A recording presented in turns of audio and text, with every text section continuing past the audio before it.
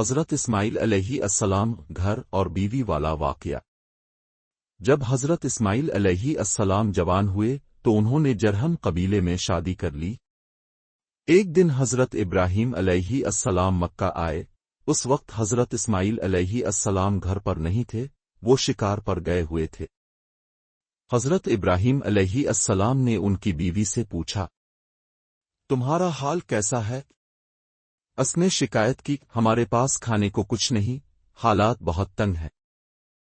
حضرت ابراہیم علیہ السلام نے کہا، جب اسماعیل آئیں تو میرا سلام کہنا اور کہنا کہ اپنے دروازے کی چوکھٹ بدل دو۔ جب حضرت اسماعیل کچے وقت بعد حضرت اسماعیل علیہ السلام نے دوسری شادی کر لی۔ پھر حضرت ابراہیم علیہ السلام دوبارہ مکہ آئے۔ اس بار بھی اسماعیل گھر پر نہیں تھے۔ حضرت ابراہیم علیہ السلام نے دوسری بیوی سے پوچھا، تمہارا حال کیسا ہے؟ اس نے شکر ادا کیا، اللہ کا شکر ہے، ہم خیریت سے ہیں، کھانے پینے کی چیزیں میسر ہیں۔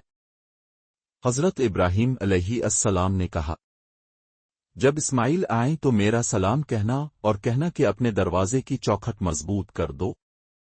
جب حضرت اسماعیل علیہ السلام واپس آئے تو انہوں نے خوش ہو کر کہا، میرے والد کی طرف سے تمہیں رکھ لینے کا اشارہ ہے۔